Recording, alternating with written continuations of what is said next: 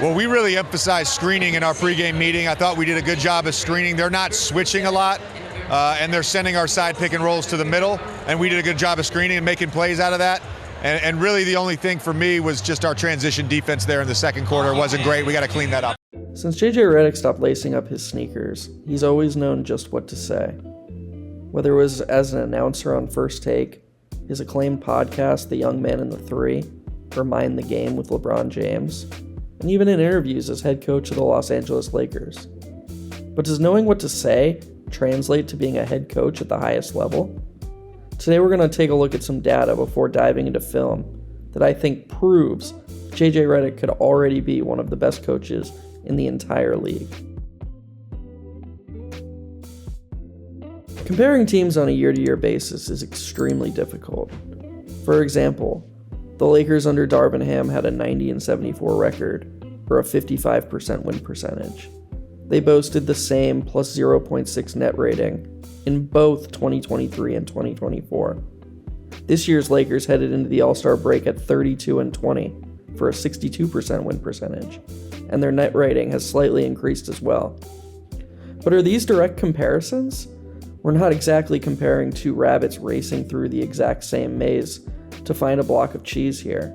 There's roster turnover on a year-to-year basis, players aging, not to mention injury luck, and even different levels of league parity to factor in each season. So the Lakers have technically improved. How much of that can we attribute to JJ Redick? How do we know for sure? Coaching can be split into two major categories, tactics and strategy. Sometimes these two will intersect. For example, a general strategy might be to hunt three-pointers, but you need solid tactics to follow through and create those three-pointers. The early returns on JJ Redick's tactics have been a mixed bag thus far. According to Tim of the Lakers Exceptionalism Pod, who most will know as Cranch's McBasketball and X, there is some low-hanging fruit for Redick to grab regarding his tactics. The Lakers this season have run 56% of their half-court plays in an organized offense, which is a small bump from the 53% it was under Darvin Ham. Their expected points per possession in organized offense is roughly 0.06 points per possession higher than it is in a freelanced offense. Another point of emphasis has been coverage fit. Basically, the idea of coverage fit is that you want to run plays that properly attack the coverage you anticipate the defense deploying against you. For example, a Spain pick and roll works against drop coverage, but maybe not as well against a switch. This is hugely important because the expected points per possession difference between good coverage fit and bad coverage fit is almost 0.2 points per possession. For context, the discrepancy between the Cavs' league best offense and the Wizards' league worst offense is only 0.16 points per possession. That's right, the difference between good coverage fit and bad coverage fit for the Lakers is the difference between the NBA's best offense and the NBA's worst offense. The Lakers have had good coverage fit on 57% of their half-court sets. It's important to remember that Redick's rookie season as a coach is coming as the play caller for a LeBron James-led team. Even at 40, James is methodical and likes to control the offense a particular way. He's been somewhat malleable and embraced a more team-friendly offense than he's used to historically, but even still, it's fair to assume that's played some part in the organized offense rates. Also, tactics are only half of the conversation, and strategy is where Redick has truly thrived so far. There are 3 games that I think should inspire serious optimism about JJ Redick's future as a coach in the NBA. Back in December, the Grizzlies were 18-8 and had caught the whole league off guard, playing at an unbelievable pace that nobody was talking about. Well, almost nobody. The Memphis Grizzlies, XJ, are shooting 44% of their shots in the first 8 seconds of the shot clock. That's sick. 44%. That's sick. The Boston Celtics, an elite offense in their own right, 30%. The Knicks, the number 1 offense in the NBA, 34%. The Mike D'Antoni 2016-2017 Houston Rockets, who, yes, they had James Harden, who was methodical at the end of shot clock when play broke down. I promise you, D'Antoni still wanted them to play fast. It's Mike D'Antoni. 43%. The Memphis Grizzlies are playing faster than anybody in the NBA, and nobody's talking about it. People often confuse pace with fast break.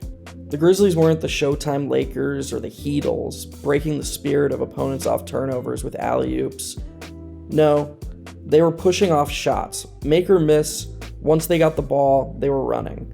44% of their shot attempts came in the first 8 seconds of the shot clock, which would have been the most of any team in 20 years. They were second in offense at the time they played the Lakers in this mid-December matchup. To make matters worse, the Grizzlies had already played the Lakers twice by then, and had scored 131 and 123 points.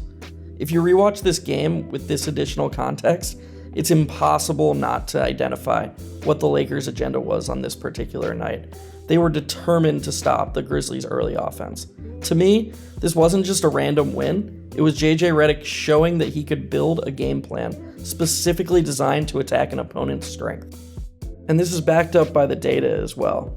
As I said earlier, coming into this matchup, the Grizzlies were torching teams early in the shot clock, shooting an absurd 44% of their shots in the first 8 seconds. In this particular game, I clocked just 24 of their 94 non-garbage time field goal attempts in the first 8 seconds of the shot clock, which means the Lakers almost cut their early opportunities in half. On top of that, the Grizzlies were 9 of 22 and fouled 7 times while also turning it over 6 times, which gave them just 32 points on 34 possessions, or a 94.1 offensive rating on the night in the early offense, which obviously would be last in the NBA by a wide margin. A month later, the defending champion Boston Celtics rolled into Los Angeles. The Celtics are known league-wide for their propensity to hunt threes, aka ruining modern basketball. Because I'm tired of seeing that damn top of the key, 3-man weave, dribble hand, pick off the shooter. I'm tired of seeing 2 guys stand in the corner, run here, then run to the other corner. The one team you mentioned earlier. This is a misunderstanding of what teams like the Celtics are actually trying to achieve. Yes, they shoot a lot of three-pointers, but their goal is actually to create shots at the rim. The three-pointer is merely a punishment for protecting the paint. They have elite advantage creators who force help inside the arc and a slew of shooters who will make you pay when you send that second defender. Once again, JJ Redick had his team ready for this. Redick was determined to make the Celtics three-pointers as difficult as possible without sending help and putting his team in rotation. The Celtics shot just 14 of 41 from 3 on this night, which was both lower in volume and efficiency than they had been from 3 on the season. But teams have off shooting nights, right? Or maybe the Lakers sacrifice shots elsewhere to take away threes? No and no. The Celtics shot just 42% inside the arc, well below their 57% two-point percentage on the season. It's entirely possible to sell out and take away Boston's three-pointers, but to do so while also stopping them from getting to the rim takes strategy and preparation. They had to guard straight up and needed the personnel to keep great offensive players like Jason Tatum, Jaylen Brown, Derek White, and Kristaps Porzingis from consistently winning one-on-one matchups. This brings us to arguably the Lakers' most impressive showing of the season. Most people will remember this night as the night Luka Doncic was traded for Anthony Davis, but a few hours before that happened, a basketball game was played. The Lakers were facing off against a very good Knicks team that boasts a top offense in the NBA. The Knicks have a couple weaknesses though. They are hesitant to switch across the board, often defaulting to drop coverage with Karl Anthony Towns, and they can sometimes prioritize size and rebounding at the expense of shooting. To the surprise of no one, Redick had these weaknesses scouted and had counters for each crafted. Without Davis, they went small and offensively they hunted Towns, putting him in almost every action, allowing LeBron James to pick the Knicks defense apart, creating three-pointer after three-pointer after three-pointer, 19 of them on the night. On the other end, rather than the switching, no-help strategy that they deployed against Boston a few weeks prior, this time they went in the exact opposite direction. Whichever player guarded one of the Knicks' non-shooters aggressively pre-rotated to prevent the Knicks' 2 all-stars from creating good looks. Jalen Brunson and Karl Anthony Towns were a combined 10 of 30 from the floor and only attempted 4 three-pointers on the night. Simply put, there was nothing available for either one of them. Due to the size advantage, the Knicks got 16 offensive rebounds to the Lakers' 3, but it still wasn't enough to make up for the enormous three-point disparity Redick's two-way game plan had helped create. What makes these 3 games so impressive is the schematic and strategic variety he deployed. Many coaches seem to be closed-minded, trying to force the talent to fit their singular vision, but Redick's North Star appears to be solely whatever gives his team the best chance of winning on any particular night. What do you think is the thing about JJ Redick that would make you a good coach? I don't necessarily think it's one thing, but I feel like I know the game pretty well. Yeah. I feel like because of some coaches I played for, really specifically Coach K, like he taught me about adaptability. And our game, the NBA, changes so fast year to year. You could be in an era and you think it's going to be a 10-year era, and it could be a year or two. And so just having the mindset of the mindset of just being open to change, I think that's really good. The Lakers may not win a championship this season. They're extremely small, and their depth leaves a lot to be desired. And seriously, just how much longer can LeBron James really maintain this ridiculous level?